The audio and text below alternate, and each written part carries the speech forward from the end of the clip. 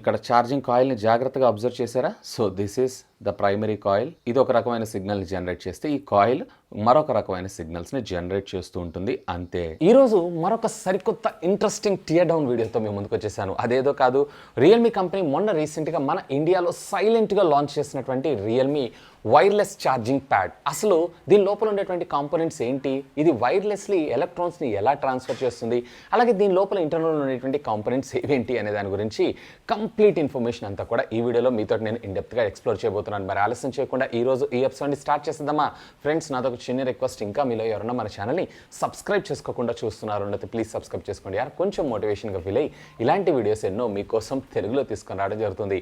Hi, this is Vasu again signing in. Welcome to my channel Vasu tech blogs. So friends, ఇది రియల్మీకి సంబంధించినటువంటి wireless charger అయితే. ఇది వచ్చేటప్పటికే 10 వాట్స్కి సంబంధించినటువంటి వైర్లెస్ ఛార్జర్. అలాగే యాపిల్ ప్రోడక్ట్స్లో ఐఫోన్స్ని కనుక యూస్ చేస్తున్నారు అన్నట్లయితే మీకు 7.5 వాట్స్ దాకా అయితే ఇది రావడం జరుగుతుంది. సో దీన్ని అయితే మనం టియర్ డౌన్ చేద్దాం. టియర్ డౌన్ చేసి అసలు లోపల కాంపోనెంట్స్ ఎలా ఉంటాయి ఏంటి అనేది అయితే మనం ఐడెంటిఫై చేద్దాం.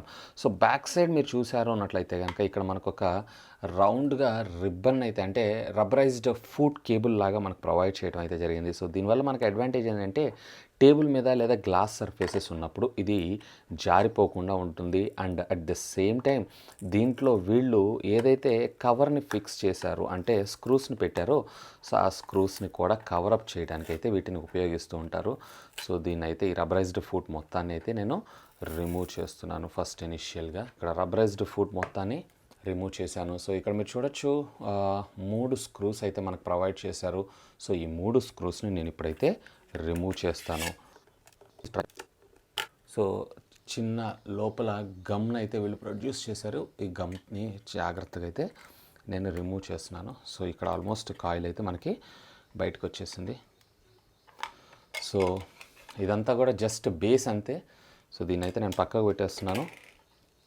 సో బేసిక్గా ఇక్కడ మనకి 2 డివైజెస్ అయితే రావడం జరుగుతుంది. ఒకటి వచ్చేటప్పటికి మనకి ఎలక్ట్రోమాగ్నెటిక్ కాయిల్, అలాగే ఇది వచ్చేటప్పటికి regular circuit. So first of all దీంట్లో కూడా మనకి 2 స్క్రూస్ అయితే ప్రొవైడ్ చేశారు. So this is the finally. So ఇది కూడా మనకి బేసే, దీంట్లో కూడా మనకి ఏం ఉపయోగం ఏమి ఉండదు. సో ఈ బేస్ అనేది జస్ట్ మనకి అప్ టు 10 mm మందంతో ఉన్నటువంటి ప్లాస్టిక్ దానిలో నుంచి కూడా మనకి ఎలక్ట్రోమాగ్నెటిక్ వేవ్స్ అయితే ట్రావెల్ అవ్వడం జరుగుతుంది. సో ఇది ఫ్రెండ్స్, ఓపెన్ చేయగానే మీకు సర్క్యూట్ అయితే ఈ విధంగా ఉండడం జరుగుతుంది. సో ఒక సైడ్ మీరు కార్నర్లో చూసారు అన్నట్లయితే USB Type-Cకి సంబంధించినటువంటి కమ్యూనికేషన్ పోర్ట్ని అయితే మనకు వీళ్ళు ఇక్కడ ప్రొడ్యూస్ చేశారు. ఇక ఇదంతా కూడా హోల్ సర్క్యూట్. సో ఈ సర్క్యూట్లో బేసిక్గా ఏం జరుగుతూ ఉంటుందంటే, మనం పంపించినటువంటి వోల్టేజ్ ఏదైతే ఉందో అది మళ్ళీ తిరిగి ఒక్కసారి రీఫిల్టర్ అవ్వటం అయితే జరుగుతూ ఉంటుంది. అండ్ మ్యాక్సిమం ఇది వచ్చేటప్పటికే 10 వాట్స్ సపోర్టు. అలాగే వైర్లెస్లో మరి మీకు యాపిల్ ఫోన్స్ని ఛార్జ్ చేస్తున్నారు అన్నట్లయితే 7.5 వాట్స్ దాకా సపోర్ట్ చేయడం అయితే జరుగుతూ ఉంటుంది. సో ఇక్కడ మీరు చూసారంటే బేసిక్గా ఈ 2 కాయిల్స్ ఏవైతే ఉన్నాయో ఇక్కడ మీరు చూసారా, ఇదొక coil and at the same time ఇదొక కాయిల్. ఈ 2 మెయిన్ ఈ ఎలక్ట్రానిక్ అంటే ఈ వైర్లెస్ ఛార్జింగ్స్లో వర్క్ చేసేవి. ఇది వచ్చేటప్పటికి మనకి సెంటర్ ఆఫ్ ద కాయిల్ ఇలా రావడం జరుగుతుంది. ఇది వచ్చేటప్పటికి మనకి అవుటర్. సో బేస్ మీద మనం ఎప్పుడైతే దీన్ని ప్లగ్ చేస్తామో దీని ద్వారా మనకి ఎలక్ట్రోడ్స్ ఏవైతే ఉన్నాయో ఎలక్ట్రోమాగ్నెటిక్ వేవ్స్ రూపంలో కన్వర్ట్ అయ్యి మన మొబైల్ ఫోన్లో ఉండేటువంటి ఎలక్ట్రోమాగ్నెటిక్ రిసీవర్కి వెళ్ళడం జరుగుతూ ఉంటుంది. అంటే వైర్లెస్ ఛార్జింగ్కి సంబంధించినటువంటి కాయిల్. సో అక్కడి నుంచి బ్యాటరీకి డైరెక్ట్గా వోల్టేజ్ వెళ్ళటం అనేది జరుగుతూ ఉంటుంది. సో ఇట్లా మనకి ఇంటర్నల్గా ఒక సర్క్యూట్ అయితే రావడం జరుగుతూ ఉంటుంది.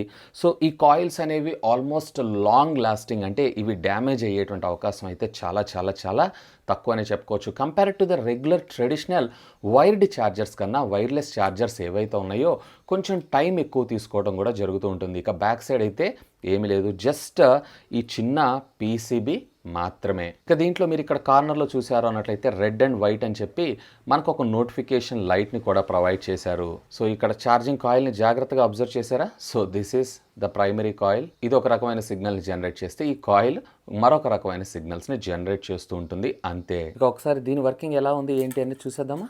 సో దీన్ని అయితే డైరెక్ట్గా నేను పవర్ ఆన్ చేస్తున్నాను.